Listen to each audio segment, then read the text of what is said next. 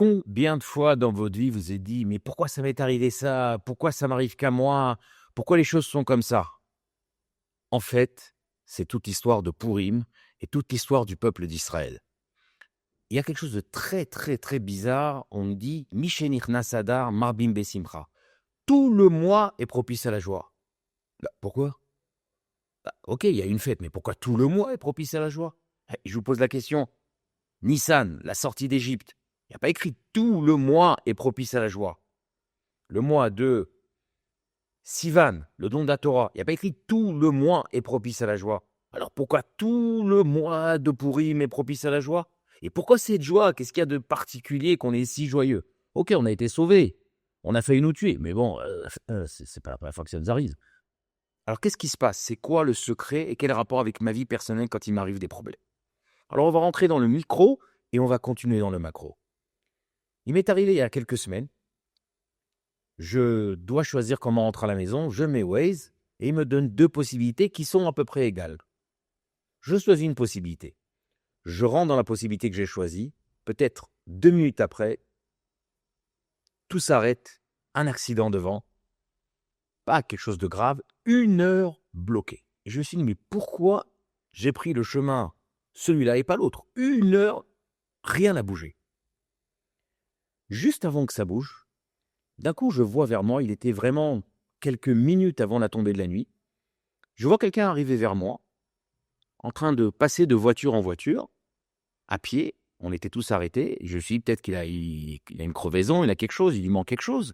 Et là, il s'approche de moi et il me regarde et il me dit, est-ce que tu aurais des tefilines?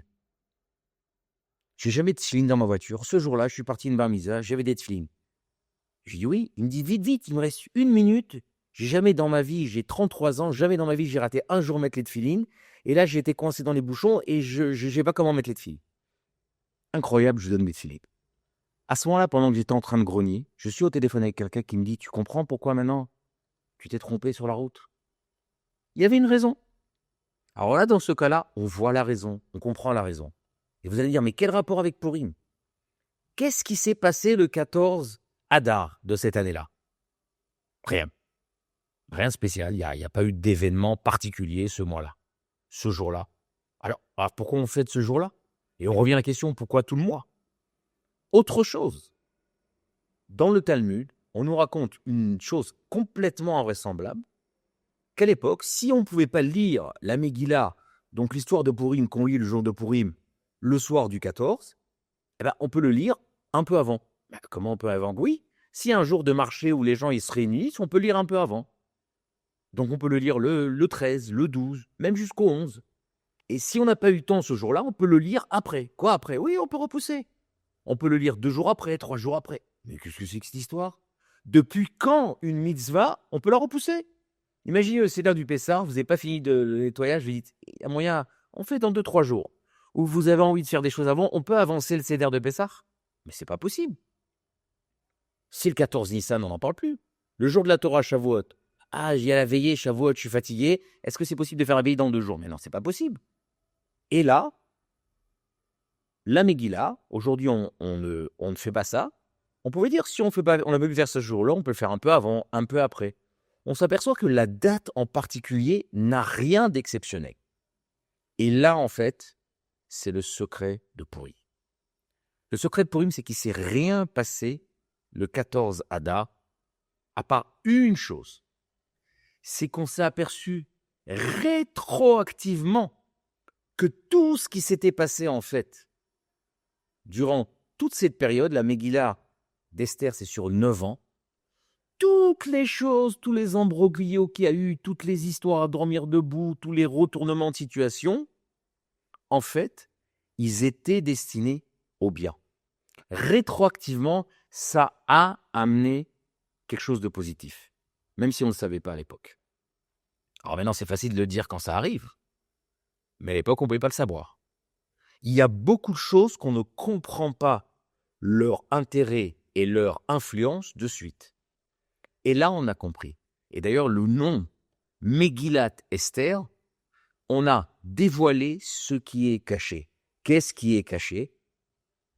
Ben justement, la main de Dieu dans la Megillah d'Esther. Il n'y a pas une fois le nom de Dieu, mais partout, on voit comment les choses tournent. Comme disait Einstein, le hasard, c'est Dieu qui se promène incognito. On voit que toutes les choses qui ont tourné ont en fait amené à cette situation qui a sauvé le peuple d'Israël.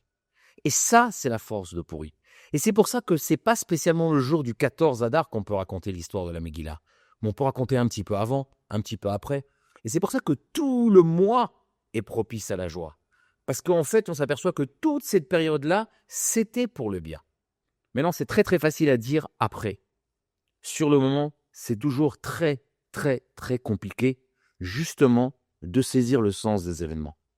Alors quand on a la chance, j'ai donné mon petit exemple en micro avec les tefilines, de comprendre pourquoi une chose est arrivée. Vous connaissez un exemple? Peut-être. Les gens ne savent pas qui a créé la ville de Natania et en quel nom la ville de Natania a été créée. Il y avait quelqu'un qui était un grand donateur au début du siècle, du XXe siècle, Nathan Strauss. Il aidait les implantations qui démarraient en Israël. Et quand il est parti d'Israël, il était très content la dernière fois qu'il est parti d'Israël. On était en 1919. Pourquoi? Parce qu'il avait acheté un billet pour la fameuse première croisière du Titanic qui partait d'Angleterre aux États-Unis. Donc il était très, très, très, très joyeux. Hélas pour lui, quand il n'a plus de bateau en Israël, il y a eu un peu de retard. Ça ne s'est pas passé comme il fallait. Il est arrivé en retard en Angleterre et il n'est pas monté sur le Titanic. Effectivement, il s'est aperçu que c'est une bonne idée d'avoir été en retard. Il a tellement été reconnaissant qu'il a dit « Dieu m'a fait un tel miracle que je suis arrivé en retard, que je ne suis pas monté sur le bateau », alors qu'à l'époque, j'imagine qu'il était très énervé de ne pas participer à cette fameuse croisière sur ce fameux bateau. Il est retourné en Israël, il a décidé de créer une ville qui va s'appeler Natania à son nom. Et ça, c'est aussi un exemple de on ne comprend pas tout le temps tout ce qui se passe. On ne comprend pas tout le temps les choses. Et d'ailleurs, souvent, on ne comprend pas les prières. Les gens demandent, mais on a prié, il ne s'est rien passé. Peut-être que ta prière n'a pas aidé à sauver cette personne ou à éviter ça. Mais la prière ne part jamais pour rien. D'où on apprend ça? Avraham Avinu, le premier socle du peuple d'Israël, la première prière, il prie pour Sodome et Amora. Et il prie, et il insiste. Qu'est-ce qui va se passer à la fin de la prière? A priori, ça n'a pas vraiment marché. Sodome et Gomorrhe, Sodome et Amora vont être détruits.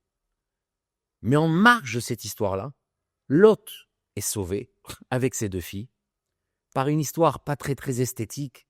Les deux filles sont persuadées que c'est la fin des temps et qu'il n'y a plus personne à part eux. Ils disent il faut qu'on ait une descendance. Ils vont avoir des enfants avec leur père. Un des deux va s'appeler Moav, du père. De Moab va sortir Ruth à Moabite, qui va être l'arrière-grand-mère de David Améler. De David Améler va sortir le Mashiach, le Messie. Est-ce que la tfila, elle a aidé? Oui. Elle n'a pas aidé pour Sodome et Gomorrhe. Mais nos sages le disent par la suite, par un enchaînement pas très esthétique, pas très évident, les prières arrivent. Et ça, c'est le secret de Pourim.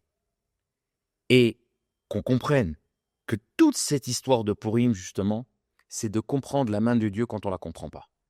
Est-ce qu'on va tout le temps comprendre la main de Dieu? Non. Est-ce qu'on va tout le temps comprendre le pourquoi? Non. Mais on sait qu'il y a quelque chose qui nous donne une raison. Quand on dit en hébreu « akol letova, gamzu letova », ça ne veut pas dire que la chose qui arrive à la personne, elle est bien. Non, pas du tout. On n'est pas des stoïques, on souffre, on dit « merci mon Dieu ». Non, pas du tout. Mais on dit « il y avait une raison », on ne la connaît pas. Et la majorité des temps, on ne la connaît pas. Mais on sait qu'il y a une raison. Et quand le peuple a été sauvé à l'époque de Pourri, durant toute cette période-là, tout le monde pensait qu'on allait en contresens. Quand vous ouvrez un mécanisme d'une montre, des anciennes montres, vous voyez qu'il y a des engrenages qui vont les uns dans le sens contraire de l'autre. Et pourtant, même ce qui va dans le sens contraire fait avancer la montre dans le bon sens. Même si on ne le voit pas tout le temps, même si c'est caché, même si dans un angle qu'on ne comprend pas. Et pour finir, on a un exemple extraordinaire de ce que nous disent nos sages sur un personnage qu'on glorifie à la fin de la Megillah, alors qu'a priori, il n'a pas fait grand-chose. Je parle de Charbona. À la fin de la Megillah, on crie Charbona Zachor Letov. Harbona de souvenirs bénis. Qu'est-ce qu'il a fait, Harbona? Il apparaît 2 fois dans la Megillah. La première fois, quand on va faire un complot avec lui, contre Achashverosh, il est dans les chouaïch, les serviteurs. C'est un serviteur qui fait rien de spécial. La deuxième fois qu'il apparaît, il est économe. Et il est très économisateur. Excusez-moi, il est très rada. Le mot n'était pas très bien choisi. Il dit, c'est dommage. Il a fait une potence, Aman, pour pendre Mordechai. Haram. Venez, on se sert de la potence, et avec ça, on pend Aman. C'est dommage d'en reconstruire une autre. Voilà. C'est son rôle. Et pour ça, Harbona Zachor Letov. Mais si vous regardez, les 2 fois où il écrit Harbona, il n'est pas écrit de la même manière. La première fois, il écrit avec un Aleph à la fin, du langage en hébreu, Harbona Churba, la destruction. Au début, c'est un petit miteux qui est dans les petits serveurs qui essayent de combiner. La deuxième fois, c'est écrit avec un He à la fin, quand on coupe le mot Cherev Boné. De l'épée, du mal, on va faire le bien. Cette potence qui était destinée à Mordechai, elle va finir à Aman. Parfois, du mal que l'on a pensé, on a créé le bien. Cette année, Bezrat Hashem, Purim Sameach et des très bonnes nouvelles pour le Ham Israël.